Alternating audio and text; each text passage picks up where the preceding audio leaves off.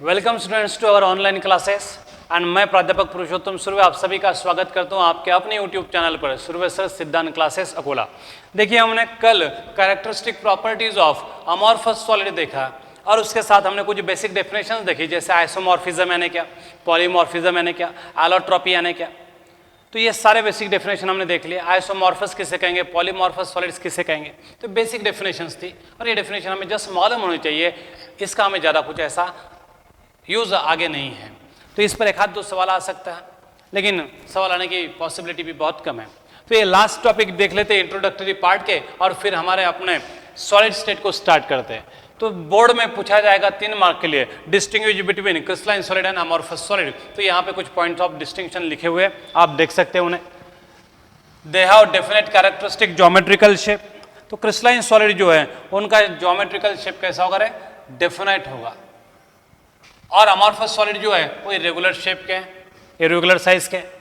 Crystalline solid में long range order of regular pattern होती है, तो वही अमॉर्फस सॉलिड में क्या होती है, शॉर्ट रेंज रेगुलर ऑर्डर देखने को मिलती है। बराबर है।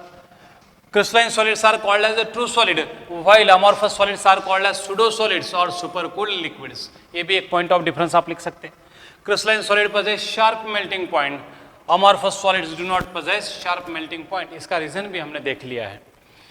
Crystalline solids are anisotropic in nature. They show different physical properties in different directions. But amorphous solids are isotropic in nature, means they show same physical property in all possible directions. Crystalline solid में एक और point है, they have definite heat of fusion. Crystalline solid में सारे particle का environment same होता है, इसलिए हर एक बॉन्ड आइडेंटिकल होता है और इसलिए हर एक बॉन्ड को ब्रेक करने के लिए एक जैसी एनर्जी लगती है, डेफिनेट हीट ऑफ फ्यूजन होती है। लेकिन जब हम बात करते हैं अमॉर्फस सॉलिड की, तो they do not have definite heat of fusion. तो इस तरह से हम पॉइंट ऑफ डिफरेंसेस बता सकते हैं अमॉर्फस एंड क्रिस्टलाइन सॉलिड में। तो ये बोर्ड में आपको सवाल आ सकता है 2 या 3 मार्क के लिए। 2 साल पहले ये सवाल पूछा भी गया था, लेकिन हमारे लिए ज़्यादा कुछ इंपॉर्टेंट नहीं है। नीट एग्जाम के लिए, IIT एग्जाम के लिए ये पॉइंट हमें ऑलरेडी मालूम ही है, तो ज़्यादा कुछ इंपॉर्टेंट नहीं है हमारे लिए। अब हम टॉपिक को हमारा स्टार्ट करेंगे और यहाँ से अपना स्टार्ट होता है सॉलिड स्टेट, और ये बहुत ही इंपॉर्टेंट टॉपिक है। हो सकता है बोर्ड में इस साल आपको इस पर सवाल आएगा। आज तक इस पर गए 2-3 सालों में इस पर सवाल नहीं पूछा, इसलिए इस साल इस पर सवाल पूछे जाने की पॉसिबिलिटी बहुत ज़्यादा है, और इसलिए ये टॉपिक भी आपको अच्छा करना है। ठीक है, तो आज हम स्टार्ट करते हैं अपने क्रिस्टलाइन सॉलिड को। यहाँ से हम अपना रास्ता पकड़ लेंगे क्रिस्टलाइन सॉलिड की तरफ का। तो पहला पॉइंट इसमें हम देखने जा रहे हैं, क्लासिफिकेशन ऑफ क्रिस्टलाइन सॉलिड्स। अब क्रिस्टलाइन सॉलिड्स में कॉन्स्टिट्यूएंट पार्टिकल्स हो सकते हैं, जो एटम हो सकते हैं, आयन हो सकते हैं, या मॉलिक्यूल भी हो सकते हैं। तो क्रिस्टलाइन सॉलिड में कॉन्स्टिट्यूएंट पार्टिकल्स कौन है, आयंस है, एटम्स है कि मॉलिक्यूल है, इसके बेसिस पर से हमने क्रिस्टलाइन सॉलिड को क्या किया है, क्लासिफाई किया है। On the basis of nature of constituent particle, whether they are atoms और आयंस और molecule, crystalline solids are classified into different categories. अगर कॉन्स्टिट्यूएंट पार्टिकल मॉलिक्यूल्स है तो उस क्रिस्टलाइन सॉलिड को हम क्या कहेंगे, मॉलिक्यूलर क्रिस्टलाइन सॉलिड बोलेंगे। सिंपलिसिटी मेंटेन करने के लिए हम यहाँ पे उन्हें मॉलिक्यूलर सॉलिड बोलेंगे, क्रिस्टलाइन बोलने की बार बार जरूरत नहीं है। तो on the basis of nature of constituent particle, crystalline solids are classified into different categories. The first category is molecular crystalline solid. हम उसे molecular solid भी बोल सकते हैं। अब कौन से crystalline solid को हम molecular solid कहेंगे? The crystalline solid in which constituent particles are molecules which are held together by means of some forces of attraction are called as molecular crystalline solids. क्या है डेफिनेशन बच्चों, ऐसे crystalline solid जिसमें constituent particle molecules होंगे और जो एक दूसरे को पकड़ कर रखेंगे किसी फोर्स ऑफ अट्रैक्शन की वजह से। फोर्सेस ऑफ अट्रैक्शन वहां पे होंगे, वो कुछ भी हो सकते हैं, इंटरमॉलिक्यूलर फोर्सेस ऑफ अट्रैक्शन ढेर सारे प्रकार के, उनमें से कोई तो भी एक वहां पे होगा। तो ऐसे क्रिस्टलाइन सॉलिड को हम क्या कहेंगे, molecular solid कहेंगे। तो how can we define molecular solid? The crystalline solid in which constituent particles are molecule which are held together by means of some intermolecular forces of attractions are called as molecular solid. अब molecular solid को हमने further classify किया है depending on the nature of intermolecular forces of attraction. तो molecular solid में molecule के बीच में कौन से फोर्सेस ऑफ अट्रैक्शन है, इसके बेसिस पर से हमने मॉलिक्यूलर सॉलिड को और आगे क्लासिफाई किया। मॉलिक्यूल के बीच में वैन डर वाल फोर्सेस ऑफ अट्रैक्शन भी होंगे। कब होंगे वैन डर वाल फोर्सेस ऑफ अट्रैक्शन? अगर मॉलिक्यूल नॉन पोलर होंगे तो मॉलिक्यूलर सॉलिड में non polar molecule constituent particle है तो उसको हम बोलेंगे non polar molecular crystalline solid. Molecule polar भी रह सकते हैं जैसे HCl है, तो HCl जब सॉलिडिफाई होगा तो पोलर मॉलिक्यूलर सॉलिड कहेंगे हम उसे, बराबर है। और कुछ सॉलिड में हाइड्रोजन बॉन्ड, मतलब कुछ मॉलिक्यूल्स में हाइड्रोजन डायरेक्टली अटैच होगा नाइट्रोजन को, ऑक्सीजन को, फ्लोरीन को। जब ऐसे मॉलिक्यूल को हम सॉलिडिफाई करेंगे तो उसको क्या कहेंगे? Hydrogen bonded molecular solid. तो depending upon the nature of intermolecular forces of attraction, molecular solids are further classified into 3 categories: polar molecular solid, non polar molecular solid and hydrogen bonded molecular solid. तो molecule के बीच में बच्चों कौन सी force of attraction रहती है? Molecules अगर non polar है तो वैन डर वाल फोर्सेस ऑफ अट्रैक्शन, पोलर है तो डायपोल इंटरैक्शन होंगे, and extreme case of dipole interaction जिसे हम हाइड्रोजन बॉन्डिंग के नाम से जानते हैं, तो एक तीसरा कैटेगरी हमने तैयार किया। तो ऐसे ये 3 टाइप्स होते हैं मॉलिक्यूलर सॉलिड्स के। अब हमें एक सॉलिड को क्या करना है? स्टडी करना है, बराबर है। तो मॉलिक्यूलर सॉलिड समझ में आए? The crystalline solid in which constituent particles are molecules held together by means of some intermolecular forces of attractions are called as molecular solid. These molecular solids are further classified into 3 categories depending upon the nature of intermolecular forces of attraction: polar molecular solid, non-polar molecular solid and hydrogen bonded molecular solid।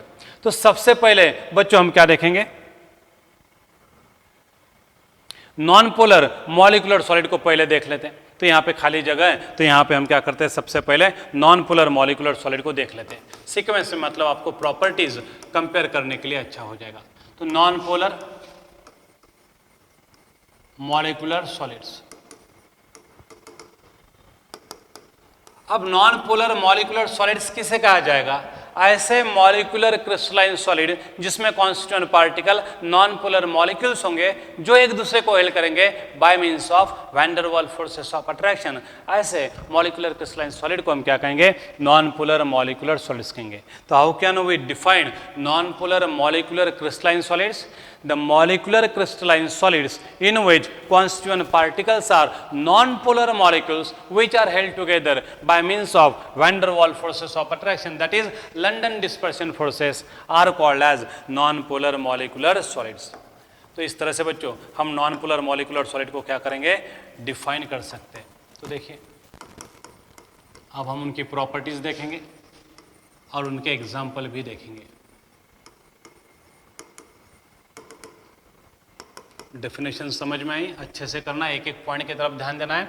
The molecular crystalline solid in which constituent particles are non polar molecule which are held together by means of van der वाल forces of attraction, that is London dispersive forces, are called as non polar molecular solids. अब non polar molecular solids कौन होंगे? तो generally H2 solid, Cl2 solid, Br2 solid, I2 solid, बराबर है, CO2 solid. अब आप देखेंगे कि सर सॉलिड बोल रहे हैं लेकिन ये तो सारे क्या है? गैसियस मेंबर बता रहे हैं। लेकिन जब मैं इस गैसियस मेंबर को सॉलिडिफाई करूंगा तो ये क्या करते हैं? नॉन पोलर मॉलिक्यूलर सॉलिड तैयार करते हैं। देखो H2 गैस है रूम टेम्परेचर पे, लेकिन जब हम H2 को सॉलिडिफाई करेंगे तो H सिंगल बॉन्ड है, बॉन्ड दो सेम एटम के बीच में प्रेजेंट है, इलेक्ट्रोनेगेटिविटी डिफरेंस एक्जैक्टली 0 है, इसलिए H2 का मॉलिक्यूल नॉन पोलर है। H2 गैस को हम कूल करेंगे तो लिक्विफाई होगा और उसे और कूल करेंगे तो सॉलिडिफाई होगा, तो H2 सॉलिड तैयार होगा। और H2 सॉलिड तो H2 molecule exactly non polar है, तो H2 मॉलिक्यूल के बीच में क्या होंगे भाई? वेरी वीक वैन डर वाल फोर्सेस ऑफ अट्रैक्शन होंगे, और इसलिए मैं H2 सॉलिड को क्या कहूंगा? नॉन पोलर मॉलिक्यूलर सॉलिड कहूंगा। Same case happens with Cl2 solid, Cl atom के बीच में बॉन्ड है, दोनों की इलेक्ट्रोनेगेटिविटी सेम है, डिफरेंस 0, इसलिए पोलर नॉन पोलर मॉलिक्यूल रहेगा Cl2 नॉन पोलर मॉलिक्यूल है, तो उन Cl2 के बीच में क्या होंगे? वीक वैन डर वाल फोर्सेस ऑफ अट्रैक्शन होंगे। सेम केस Br2, I2 और CO2 के साथ भी होंगे। CO2 उसकी ज्योमेट्री लीनियर है और इसलिए बॉन्ड एंगल 180 होने की वजह से ये एक दूसरे के माइनस आई इफेक्ट को क्या करते हैं? नलीफाई करते हैं, इसलिए CO2 molecule is a non polar molecule because of its state geometry. तो जब मैं CO2 को सॉलिडिफाई करूंगा तो क्या करेगा, नॉन पोलर मॉलिक्यूलर सॉलिड तैयार करेगा। अब जितने भी मैंने एग्जांपल दिए हैं वो तो सारे के सारे रूम टेम्परेचर पे क्या है भाई, गैसेस है, बराबर है। गैसेस के हमने एग्जांपल दिए non polar molecular crystalline solid के हेडिंग के नीचे। तो ये जो मॉलिक्यूलर सॉलिड्स है बच्चों, इनके बीच में फोर्सेस ऑफ अट्रैक्शन बहुत ही वीक होते हैं, इसलिए वो कम एनर्जी पे ही ब्रेक हो जाते हैं, इसलिए तुरंत लिक्विफाई या फिर गैसेस में कन्वर्ट होते हैं। इसलिए non polar molecular solid room temperature पे हमें देखने को नहीं मिलेंगे। वो सब्सटेंसेस एक्चुअली गैसियस स्टेट में प्रेजेंट होंगे या तो फिर किस में प्रेजेंट होंगे, लिक्विड स्टेट में। हमें इनको सॉलिड बनाना पड़ेगा लो टेम्परेचर पर लेके जाके। लो टेम्परेचर पे जो सॉलिड बनेंगे तब हम बताएंगे कि ये किसका एग्जांपल है, नॉन पोलर मॉलिक्यूलर सॉलिड का। ठीक है, अब नॉन पोलर मॉलिक्यूलर सॉलिड में बच्चों very very weak forces of attractions है, और very very weak forces of attraction की वजह से ये जो मॉलिक्यूल्स है एक दूसरे को क्या करेंगे, लूजली हेल्ड करेंगे, इसलिए इनके बीच में इंटर मॉलिक्यूलर डिस्टेंस क्या होगा, ज्यादा होगा, मतलब ये लेस कॉम्पैक्टली अरेंज होंगे। तो because of presence of very very weak van der Waals forces of attraction in non polar molecular crystalline solid, constituent particles that is non-polar molecules are loosely held and therefore intermolecular distances are found to be more। तो intermolecular distances क्या दिखाई देंगे, जरा actually intermolecular distance molecule के centre के बीच में का डिस्टेंस दिखाई देना चाहिए था, मैंने इस तरह से दिखाया। The distance between the center of adjacent molecule is called as intermolecular distance है। तो मैंने ये लाइंस निकाली है, आप इमेजिन कीजिए ये इंटर मॉलिक्यूलर डिस्टेंस है, मतलब दो मॉलिक्यूल के सेंटर के बीच में का डिस्टेंस है। अब इनमें फोर्सेस ऑफ अट्रैक्शन वीक है, इसलिए मॉलिक्यूल लूजली हेल्ड है, इसलिए उनके बीच में का इंटर मॉलिक्यूलर डिस्टेंस ज्यादा है। तो जब मैं इन पर फोर्स अप्लाई करूंगा तो इनको और करीब लाना पॉसिबल होगा। तो when an external force is applied, this molecule can be brought further close to each other। मतलब ये क्या होंगे, कॉम्प्रेस किए जा सकते हैं, मतलब इनको और नजदीक लाया जा सकता है, मतलब ये कॉम्प्रेस होंगे। दबेंगे भी ये फोर्स अप्लाई करने के बाद, मतलब ये सॉफ्ट भी होंगे, थोड़ा बहुत कॉम्प्रेसिबल भी होंगे। तो non polar molecular solids are compressible, are soft in nature and they have very very low melting points, क्योंकि intermolecular forces of attraction weak है तो फटाक से ब्रेक होंगे और उनका मेल्टिंग पॉइंट क्या रहेगा, कम रहेगा। इसलिए intermolecular forces of attraction weak होने की वजह से ये सॉफ्ट भी है, बराबर है, कॉम्प्रेसिबल भी है थोड़े बहुत, और क्या है, लो मेल्टिंग सॉलिड्स है। तो इतनी हम क्या कर सकते हैं, प्रॉपर्टीज बता सकते हैं। Non-polar molecular solids are soft, compressible and low melting solid because of presence of very very weak van der Waals forces of attraction। कौन से एग्जाम्पल दे सकते हैं, कोई भी नॉन पोलर लिक्विड ले लो या नॉन पोलर गैस ले लो, वो जब हम सॉलिडिफाई करेंगे तो क्या तैयार करेगा, नॉन पोलर मॉलिक्यूलर सॉलिड। आप इनर्ट गैसेस का भी एग्जाम्पल दे सकते हैं। एक्चुअली इनर्ट गैसेस का सॉलिडिफाई करने के बाद बेस्ट एग्जाम्पल है किसका, नॉन पोलर मॉलिक्यूलर सॉलिड का, आर्गॉन, उसके बाद कौन है, क्रिप्टॉन, नियॉन, क्सेनॉन है। ये जो है इनर्ट गैसेस है और ये नॉन पोलर है, और ये जब सॉलिडिफाई होते हैं तो क्या तैयार करते हैं, नॉन पोलर मॉलिक्यूलर सॉलिड। हाँ, आपको याद रखना पड़ेगा कि हेलियम को आज तक हम सॉलिडिफाई नहीं कर पाए, तो हमारे पास सॉलिड हेलियम नहीं है, उसका फ्रीजिंग पॉइंट जो है 1.1 केल्विन के आसपास है, और उसको आज तक हम सॉलिडिफाई नहीं कर पाए। इसलिए हेलियम छोड़ के कोई भी इनर्ट गैस का एग्जांपल आप इस कैटेगरी के अंडर दे सकते हैं। तो इनकी प्रॉपर्टीज क्या है, तो ये सॉफ्ट है, थोड़े बहुत कॉम्प्रेसिबल है और लो मेल्टिंग सॉलिड्स है। समझ में आए? तो इस तरह से हम नॉन पोलर मॉलिक्यूलर सॉलिड को क्या कर सकते हैं बच्चों, डिफाइन कर सकते हैं, डिस्क्राइब कर सकते हैं। तो यहाँ पे देखो नॉन पोलर मॉलिक्यूलर सॉलिड के बारे में बहुत ही कम पॉइंट्स दिए हुए। In this solids the constituent particles are non polar molecules like CO2, H2, Cl2, CH4। Alkanes भी लगभग नॉन पोलर है, क्योंकि C और H के बीच में इलेक्ट्रोनेगेटिविटी डिफरेंस क्या है बच्चों, लगभग 0 ही है। और weakly polar CO molecule, CO भी as good as non polar molecule ही है, वो बहुत ही कम पोलर है। तो ऐसे वीकली पोलर मॉलिक्यूल को भी हम क्या बोल देते हैं, लगभग नॉन पोलर ही बोल देते हैं। तो CO2 है, H2 है, Cl2 है, CH4 है और वीकली पोलर CO है, या फिर हाइड्रोकार्बन्स है, अल्केन्स है, अल्किन्स है, अल्काइंस है, atoms like neon, argon, krypton है। लेकिन इसमें हेलियम का एग्जांपल आपने नहीं देना चाहिए। प्रॉपर्टीज देखो, in this atoms of non polar molecules, यहाँ पे ऑफ चाहिए था, atoms of non polar molecules are held by very very weak London forces है, जिनको हम पॉपुलर नाम से जानते हैं van der Waals forces of attraction. They have very low melting point, they are soft and non conductors of electricity. क्योंकि उसमें कोई चार्जेस है ही नहीं, फ्री चार्जेस नहीं, तो माइग्रेट होने का सवाल नहीं आएगा, इसलिए वो नॉन कंडक्टर्स ऑफ इलेक्ट्रिसिटी है। तो इस तरह से हम इस सारे नॉन पोलर मॉलिक्यूलर सॉलिड्स के प्रॉपर्टीज बता सकते हैं। समझ में? अब हम देखेंगे पोलर मॉलिक्यूलर सॉलिड्स, और ये थोड़ा सा हमारे लिए इंपॉर्टेंट है। अब पोलर मॉलिक्यूलर सॉलिड को कैसे डिफाइन करेंगे? डेफिनेशन वही है, सिर्फ नॉन पोलर मॉलिक्यूल की जगह पे पोलर डालना पड़ेगा and van der Waals forces of attraction की जगह पे डायपोल डायपोल इंटरेक्शन डालना पड़ेगा, डेफिनेशन तैयार हो जाएगी। तो how can we define polar molecular solids? The molecular solids in which constituent particles are polar molecules which are held together by means of dipole-dipole interactions are called as polar molecular solids। तो ऐसे molecular solids को बच्चों हम क्या कह सकते हैं? polar molecular solids कह सकते हैं। तो अब हम नेक्स्ट टॉपिक देखने जा रहे हैं, पोलर मॉलिक्यूलर सॉलिड। डेफिनेशन समझ में आई होगी, बहुत ही आसान है, लर्न हो भी गई होंगी आपकी। एक बार मैं वापस आपके लिए बताता हूँ। The molecular solid in which constituent particles are polar molecules which are held together by means of dipole dipole interactions are called as polar molecular solids. तो पोलर मॉलिक्यूलर सॉलिड का एग्जांपल क्या है? HCl है, SO2 है। Again HCl भी originally कौन सी state में रहता है बच्चों? गैसियस स्टेट में, लेकिन हम इसको सॉलिडिफाई करेंगे, कूल करेंगे तो हमें क्या मिलेगा? HCl solid. अब HCl पोलर है क्योंकि H और Cl में लार्ज इलेक्ट्रोनेगेटिव डिफरेंस है, उसकी वजह से HCl पोलर हो चुका है। जब इसे सॉलिडिफाई करेंगे तो ये क्या तैयार करेगा? Polar molecular solid. SO2, अब ये दिखने में बोलने के लिए SO2 के CO2 जैसा लगता है, लेकिन SO2 की ज्योमेट्री कैसे है बच्चों? लीनियर नहीं है, वो एंगुलर ज्योमेट्री है, और एंगुलर ज्योमेट्री की वजह से ऑक्सीजन एक दूसरे के माइनस आई इफेक्ट को एग्जैक्टली नलिफाई नहीं करता, इसलिए इसमें थोड़ी बहुत पोलैरिटी रहेगी और SO2 मॉलिक्यूल क्या होगा? थोड़ा बहुत पोलर होगा, बराबर है। ऑक्सीजन एंड क्या होगा? Negatively charge, and sulphur and क्या होगा? Positively charge. तो SO2 मॉलिक्यूल की ज्योमेट्री एंगुलर है, वी शेप है, इसके लिए दो ऑक्सीजन एक दूसरे के माइनस आई इफेक्ट को एग्जैक्टली नलिफाई नहीं कर पाएंगे, इसलिए वहां पे थोड़ी बहुत पोलैरिटी डेवलप हो जाएगी। तो जब मैं SO2 गैस को सॉलिडिफाई करूंगा तो किसका एग्जाम्पल फॉर्म करेगा? पोलर मॉलिक्यूलर सॉलिड का, बराबर है। मैं HBr सॉलिड का भी एग्जाम्पल दे सकता हूँ, HI सॉलिड का भी एग्जाम्पल दे सकता हूँ, बराबर है। HF का एग्जाम्पल यहाँ पे नहीं दे पाऊंगा क्योंकि वो हाइड्रोजन बॉन्डेड मॉलिक्यूलर सॉलिड में आएगा, क्योंकि hydrogen directly attach to fluorine है, वो extreme case of dipole dipole interaction है, उसे गिना जाएगा हाइड्रोजन बॉन्डेड सॉलिड में। तो in this crystalline solid constituent particles are polar molecule like HCl, HBr, HI, SO2 etcetera, बराबर है।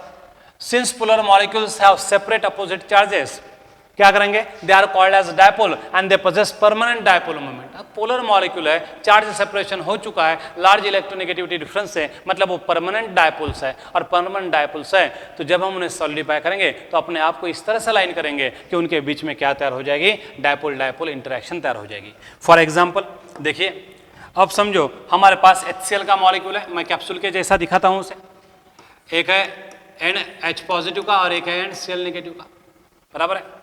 तो ये दूसरा होगा HCl का मॉलिक्यूल, H पॉजिटिव एन और ये Cl एन, एक का Cl एन दूसरे के H पॉजिटिव एन को अट्रैक्ट करेगा, इनके बीच में क्या होगा? Dipole dipole interaction.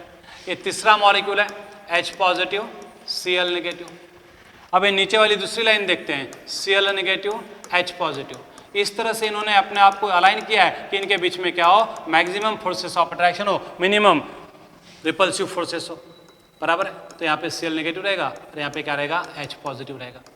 तो ये H पॉजिटिव एक का, दूसरे का Cl नेगेटिव, इस तरह से इनके बीच में क्या होगा बच्चों? अट्रैक्टिव फोर्सेस तैयार होंगे। तो ये जो डायपोल्स है, जब हम इन्हें सॉलिडिफाई करते हैं तो अपने आप को इस तरह से अलाइन कर देते हैं कि इनके बीच में स्ट्रॉन्ग डायपोल डायपोल इंटरेक्शंस तैयार हो जाए। तो ये देखो यहाँ पे HCl की एक सीधी लाइन है और दूसरे में HCl उल्टा अरेंज किया गया है, HCl ClH। तो इस तरह से अरेंज होते जाएंगे, रेगुलरली अरेंज होते जाएंगे, तो इसे बोलते हैं पोलर मॉलिक्यूलर सॉलिड। अब पोलर मॉलिक्यूलर सॉलिड में van der Waals forces of attraction से थोड़ा ज्यादा स्ट्रॉन्ग फोर्स ऑफ अट्रैक्शन होता है, जिसे हम बोलते हैं डायपोल डायपोल इंटरेक्शन। इसलिए इनमें इंटरमॉलिक्यूलर डिस्टेंस कम होगा, बराबर है। ये थोड़े से कॉम्पैक्टली अरेंज होंगे, मतलब इन पर जब हम एक्सटर्नली फोर्स अप्लाई करेंगे तो ये उतना कॉम्प्रेस नहीं हो पाएंगे जितना कॉम्प्रेस हमारे नॉन पोलर मॉलिक्यूलर सॉलिड हुए थे। नॉन पोलर मॉलिक्यूल सॉफ्ट दिखाई दिए थे क्योंकि उनको प्रेशराइज करने के बाद वो दब जाते थे, ये भी दबेंगे लेकिन उतना ज्यादा नहीं दबेंगे, मतलब ये कंपैरेटिवली क्या है, लेस सॉफ्ट है, मतलब हार्डर है, किससे, नॉन पोलर मॉलिक्यूलर सॉलिड से। अब इनके बीच में intermolecular forces of attraction DD interaction है जो काफी स्ट्रांग है, इसलिए ये एक दूसरे को काफी अच्छे से स्ट्रांगली हेल्प करेंगे, तो इनको मेल्ट करने के लिए एनर्जी भी ज्यादा लगेगी, तो इनका मेल्टिंग पॉइंट भी क्या होगा, ज्यादा होगा। तो generally polar molecular solids are more harder, less softer as compared to the non-polar molecular solids.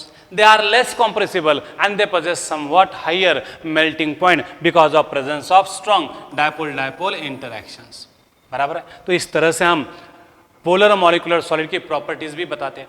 अब पोलर मॉलिक्यूलर सॉलिड है उसमें एक पॉजिटिवली चार्ज एन भी है, नेगेटिवली चार्ज भी एंड है, लेकिन अगर मैं molecule as a whole consider करता हूं तो नेट रिजल्टेंट चार्ज कितना है, जीरो। मतलब पोलर मॉलिक्यूलर सॉलिड में चार्ज सेपरेट जरूर है, लेकिन एज अ होल मैटर में कंसीडर करूंगा तो रिजल्टेंट चार्ज कितना आएगा, जीरो। जहां पे चार्जेस रिजल्टेंट चार्जेस जीरो है वो इलेक्ट्रिसिटी कंडक्ट नहीं करते, और इसलिए ये मॉलिक्यूल मूव भी नहीं हो पाएंगे, ट्रांसलेशनल मोशन नहीं दिखा पाएंगे अपने जगह से।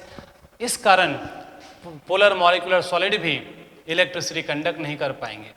तो in solid state polar molecular solid do not conduct electricity. They are more harder, less softer, they possess higher melting point as compared to the polar molecular solids. They are less compressible as compared to the non-polar molecular solids. तो इस तरह से बच्चों हम polar molecular solid के बारे में बोल सकते हैं, समझ में। अब देखिए थोड़ा सा इधर, तो ये HCl का मॉलिक्यूल है, देखो ये पॉजिटिव एंड है,